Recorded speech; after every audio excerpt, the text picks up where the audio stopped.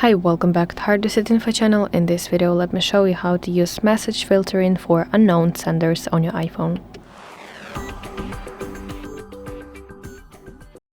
So let's open settings, and you want to scroll down to section with your apps. And now from this list, of course, you want to find messages.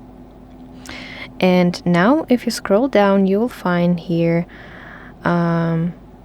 if you keep scrolling, you will find here option filter unknown senders. Please let's toggle this on.